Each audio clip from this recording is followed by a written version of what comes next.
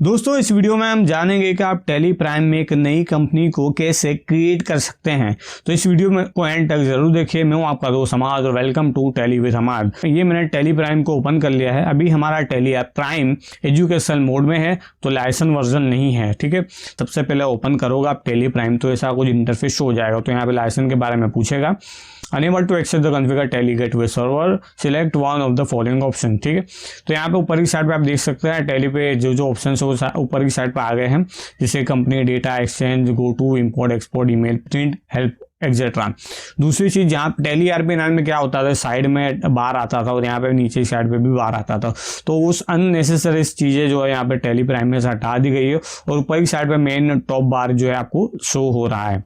अभी यहाँ पे लाइसेंस के बारे में पूछ रहा है, तो सबसे पहले कंटिन्यू एजुकेशन मोड। तो अगर आप टेली प्राइम में प्रैक्टिस करना चाहते हैं, टेली प्राइम को सीखना चाहते हो, तो आप कंटिन्यू इन एजुकेशन मोड में जा सकते हैं। अगर आप टेली प्राइम को फॉर बिजनेस के लिए यूज करना चाहते हैं तो आपको लाइसेंस की जरूरत पड़ेगी। तो अगर आपके पास पहले से टेली RP9 का लाइसेंस है तो उसके बारे में मैंने पिछली वीडियोस में आपको बताया कि कैसे आप टेली RP9 से टेली प्राइम में अपग्रेड हो सकते हैं। तो उस वीडियो को आप देख सकते हैं। तो पहला ऑप्शन है कंटिन्यू एजुकेशन मोड। तो अभी हमारे पास लाइसेंस नहीं है तो हम इसी वर्जन पे काम करेंगे, इसी एजुकेशन मोड में काम करेंगे। दूसरा है यूज लाइसेंस फ्रॉम नेटवर्क। तो काफ़ी ज़्यादा बड़ी बड़ी कंपनी में टेली RP9 को यूज़ किया जाता है। तो वहाँ पे क्या होता है कि काफ़ी ज़्यादा कंप्यूटर एक साथ जुड़े होते हैं लेन के थ्रू, तो वहाँ पे लाइसेंस फ्रॉम नेटवर्क का जो ऑप्शन है वहाँ काम आएगा। उसके बाद ये तीसरा ऑप्शन डीएक्टिवेट एग्जिस्टिंग लाइसेंस, यानी कि आपका जो लाइसेंस है टेली RP9 का, तो उसको एक्टिवेट करने के लिए यहाँ पे डीएक्टिवेट करना पड़ेगा। तो जो आपका टेली RP9 का लाइसेंस है वहाँ से कॉम्प्रोमाइज़ हो जाएगा और टेली प्राइम में जो है एक्टिवेट हो जाएगा। ठीक है, तो आप ऐसा कर सकते हैं। और चौथा ऑप्शन है एक्टिव न्यू लाइसेंस। तो इसका मतलब ये होता है कि टेली प्राइम का जो लाइसेंस आपने पहली बार बाय किया है तो उसको एक्टिवेट करना पड़ेगा। तो इस ऑप्शन के थ्रू आप एक्टिवेट कर सकते हैं। तो अभी हमारे पास लाइसेंस नहीं है, हम सिर्फ सीखने के लिए टेली प्राइम को यूज करना चाहते हैं। तो सिंपली टी प्रेस, और यहाँ पे आप देख सकते हैं आगे की साइड पर जो TURA, तो ये शॉर्टकट आप अपने कीबोर्ड से टी प्रेस करोगे तो कंटिन्यू इन एजुकेशन मोड में ये जो टेली प्राइम में ओपन हो जाएगा। तो मैं सिंपली यहाँ पे क्लिक करूंगा तो फिर टी प्रेस करूंगा, एंटर करूंगा तो टेली प्राइम जो ओपन हो गया। यहाँ पे हमको सबसे पहले पूछेगा कि सिलेक्ट कंपनी। ठीक है, लिस्ट ऑफ कंपनीज। अभी हमारे पास एक भी कंपनी नहीं है और हमको पूछ रहा है कि भाई नई कंपनी क्रिएट करनी है आपको। तो यहाँ पे आपको अलग अलग ऑप्शन मिल जाएंगे। तो पहला जो ऑप्शन है क्रिएट कंपनी का, उसके बाद सिलेक्ट रिमोट कंपनी, उसके बाद स्पेसिफाई पाथ और उसके बाद है सिलेक्ट फ्रॉम ड्राइव। तो अभी यहाँ पे जो इसका जो पाथ है कंपनी का वो है सी user public tele RP9 data. ठीक है, तो अभी ये पाथ को मेरे को चेंज करना है क्योंकि मेरा जो भी कंपनी का डेटा है वो C ड्राइव में नहीं D ड्राइव में सेव करना चाहता हूँ। फॉर एग्जांपल आपको बताने के लिए, तो यहाँ पे पहले क्या करते थे हम, फाइल एक्सप्लोरर में जाते थे इसमें और वहाँ पे जाके D ड्राइव में जाते थे, फिर उसका जो पाथ हो कॉपी करते थे, पेस्ट करते थे टेली RP9 में। लेकिन इसमें ऐसा नहीं है। इसमें आप देख सकते हैं जो लास्ट वाला ऑप्शन है सिलेक्ट फ्रॉम ड्राइव, यहाँ पर आपको क्लिक करना है। तो यहाँ पे आपके कंप्यूटर में जितनी भी ड्राइव्स होगी, जैसे कि C, D, E या फिर आपने पेन ड्राइव लगाई, एक्सटर्नल हार्ड डिस्क लगाई, तो सारी ड्राइव यहाँ पे शो करेगी। अभी मेरे को D ड्राइव में मेरा टेली प्राइम का डेटा जो है सेव करना है, तो डबल क्लिक करूंगा मैं यहाँ पे और यहाँ पे देख सकता है अभी कोई पाथ नहीं है। उसके लिए हम जाएंगे सिलेक्ट फ्रॉम ड्राइव में और उसके बाद D ड्राइव में जाऊंगा और मैं यहाँ पे पहले से फोल्डर बना के रखा है टेली प्राइम डेटा, तो यहाँ पे क्लिक करूंगा मैं, तो ये जो पाथ हमारा सिलेक्ट हो गया है। अभी हम क्या करेंगे, यहाँ पे देख सकते हैं पहला जो ऑप्शन है क्रिएट कंपनी, वहाँ पे आपको क्लिक करना है। तो जैसे आपने क्लिक किया तो यहाँ पे फिर से पूछ रहा है कंपनी डेटा पाथ, तो इसको चेंज करना पड़ेगा। तो इसको फिर से हम जाएंगे सिलेक्ट फ्रॉम ड्राइव में और उसके बाद जाएंगे D ड्राइव में और हमने जो नया फोल्डर बनाया था टेली प्राइम डेटा, वहाँ पे आप डबल क्लिक करेंगे तो ये पाथ हमारा सेव हो जाएगा। उसके बाद डबल क्लिक करेंगे और यहाँ पे पूछेगा कंपनी नेम, यानी कि आप कौन सी कंपनी जो है क्रिएट करना चाहते हैं। तो यहाँ पे मैं लिख देता हूँ। ठीक है, उसके बाद यहाँ पे मेलिंग नेम है, उसके बाद है एड्रेस है। मेलिंग नेम क्या काम आता है, तो जब भी आप बिल वगैरह बनाएंगे टेली प्राइम में, तो वहाँ पे जब बिलिंग के ऊपर ये नाम जाएगा, ये नाम शो होगा। उसके बाद आपको एड्रेस एंटर करना है, तो मैंने एड्रेस को टाइप कर दिया। उसके बाद यहाँ पे स्टेट में आप सिलेक्ट कर सकते हैं आपका जो भी स्टेट है, जितने भी इंडिया में स्टेट से सारे की लिस्ट यहाँ पे। अगर नहीं है तो यहाँ पे न्यू स्टेट पे जाके एक नया न्यू स्टेट भी आप बना सकते हैं। फॉर एग्जांपल तो यहाँ पे हम सिलेक्ट कर लेंगे, मेरा जो हमारा स्टेट है गुजरात, वो सिलेक्ट कर लेता हूँ मैं। उसके बाद कंट्री तो इंडिया रहेगी। अगर दूसरी कंट्री आप सिलेक्ट करना चाहते हो तो वो भी सिलेक्ट कर सकते हैं, पूरी लिस्ट आ जाएगी। या न्यू कंट्री पे जाके नई कंट्री भी आप क्रिएट कर सकते हैं। उसके बाद है पिन कोड, आपकी कंपनी का जो पिन कोड है एड्रेस का वो यहाँ पे एंटर कर दीजिए। उसके बाद टेलीफोन तो एंटर कर दिए, मोबाइल नंबर आप एंटर कर सकते हैं। उसके बाद यहाँ पे फैक्स है, फैक्स तो भाई आज के टाइम में है तो होता नहीं है, लेकिन अगर आप चाहें तो एंटर कर सकते हैं। ईमेल आईडी है और तो ईमेल आईडी भी आप एंटर कर सकते हैं आपकी कंपनी की। अब देखो ये हम प्रैक्टिस कर रहे हैं, फ्यूचर में जब भी आप प्रैक्टिकल वर्क करोगे एज एन अकाउंटेंट तो वहाँ पे भी इसकी ज़रूरत पड़ेगी। तो इससे अच्छा यही है कि भाई प्रैक्टिस में भी आप ये जितनी भी डिटेल्स है सारी फिल करो, क्योंकि फ्यूचर में उसकी ज़रूरत पड़ेगी। ठीक है, उसके बाद वेबसाइट है। उसके बाद यहाँ पे देख सकते हैं फाइनेंशियल ईयर बिगिनिंग फ्रॉम। तो इंडिया की बात करें तो इंडिया में फाइनेंशियल ईयर 1 अप्रैल से स्टार्ट होता है और 31 मार्च को एंड होता है। इंडिया में 1 अप्रैल आएगा, दूसरी कंट्री में आप गूगल पे जाके सर्च कर सकते हैं, इंडिया में तो यही है। उसके बाद है बुक्स बिगिनिंग फ्रॉम। अब इसका मतलब क्या होता है, तो बुक्स हमारी कहाँ से स्टार्ट हो रही है। अगर नई कंपनी स्टार्ट की है, फॉर एग्जांपल 1 दिसंबर से नई कंपनी जो है स्टार्ट की, काम का चालू किया कंपनी का, तो 1 दिसंबर 2020 आएगा बुक्स बिगिनिंग फ्रॉम।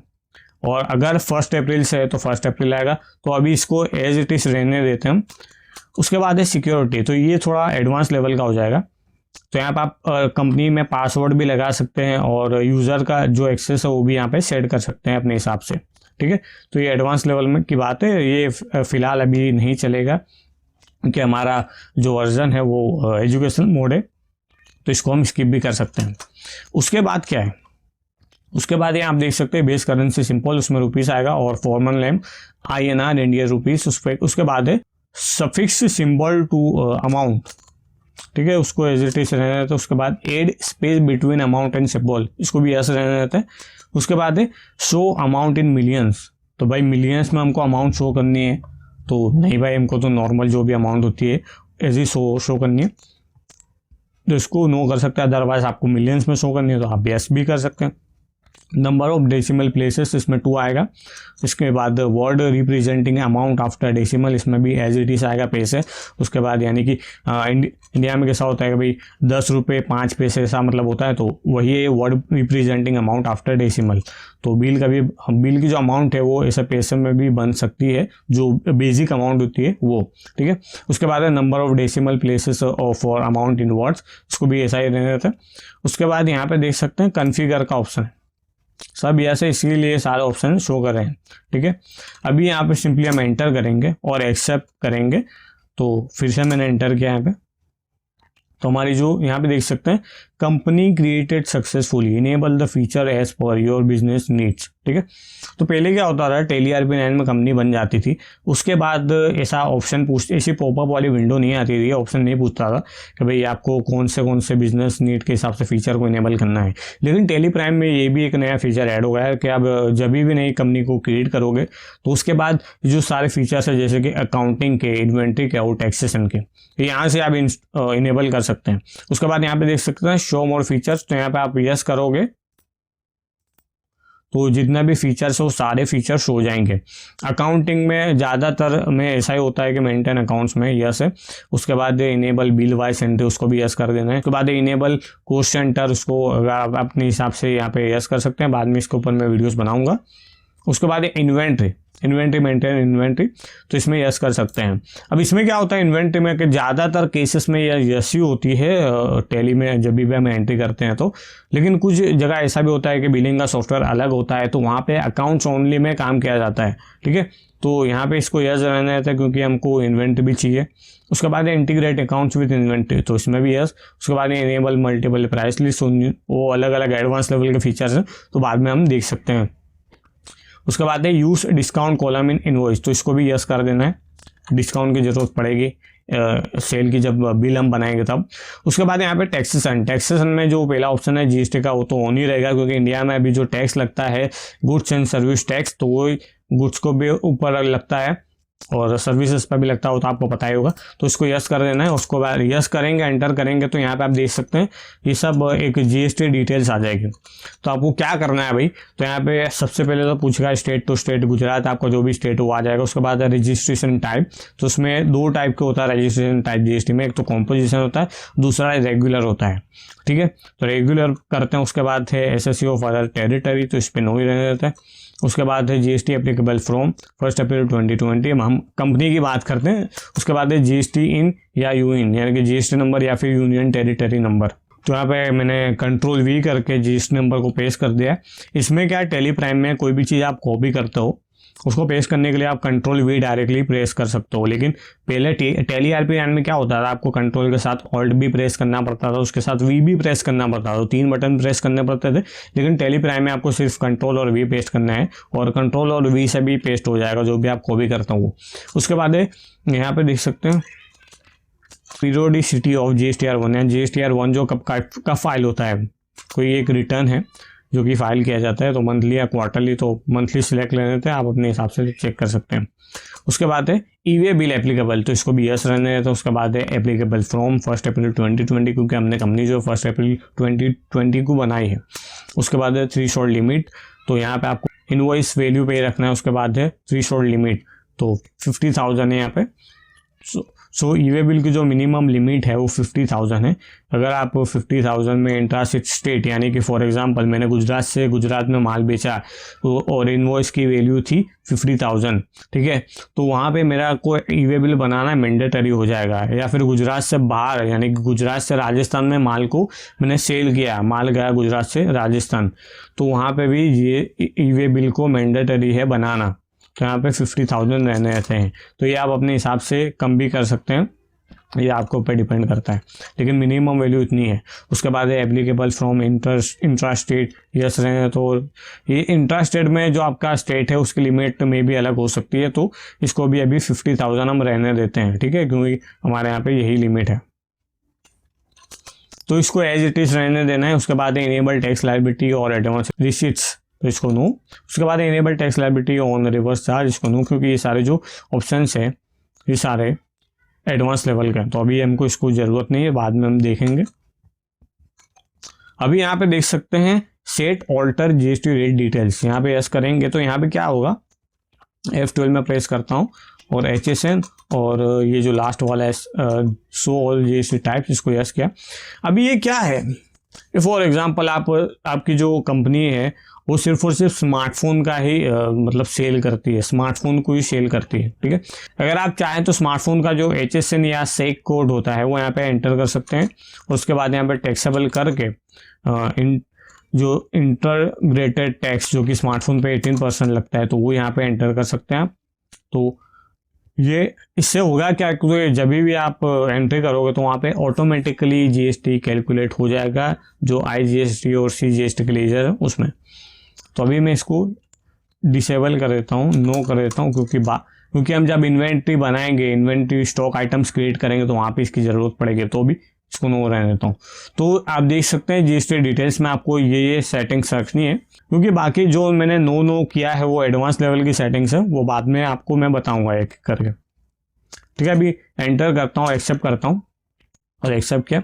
उसके बाद यहाँ पे TDS अगर आप चाहें तो ऑन कर सकते हैं, TCS को भी ऑन कर सकते हैं, ऑनलाइन एक्सेस इसको भी ऑन कर सकते हैं, enable browser access for reports. उसके बाद है अदर्स मल्टीपल एड्रेसेस, तो अभी नो रहने देता हूँ। उसके बाद है मार्क मॉडिफाइड वाउचर्स, तो इसको यस रहने देता हूँ, क्योंकि इससे हमको पता चलेगा कि कोई भी हम वाउचर की एंट्री करेंगे टेली प्राइम में तो हमको पता लगेगा कि कौन से वाउचर को हमने एडिट किया है, तो इसको हम यस रहने देते हैं और एंटर करते हैं और एक्सेप्ट करते हैं। तो मैंने जैसे एक्सेप्ट किया, यहाँ पे आप देख सकते हैं टेली प्राइम में हमने एक नई कंपनी को क्रिएट कर दिया है। अभी हम चलते हैं D ड्राइव में, तो D ड्राइव में आ गया मैं, और यहाँ पे हमारा जो फोल्डर था टेली प्राइम डेटा, उसमें आप देख सकते हैं कि नया फोल्डर जो बन गया है 10,000 करके, तो ये हमारी कंपनी का फोल्डर है। इस पर जो जितनी भी फाइल्स है ये सब टेली में हमने जो कंपनी क्रिएट की है उसकी फाइल्स है, ये सारी फाइल्स आप देख सकते हैं। तो ये जो फोल्डर बना है 10,000, तो ये हमारी कंपनी का कोड नंबर है। सो यहाँ पे आप देख सकते हैं, यहाँ पे एक लाइन है, एक लाइन का मतलब होता है ऑल्ट के साथ आपको K प्रेस करना है।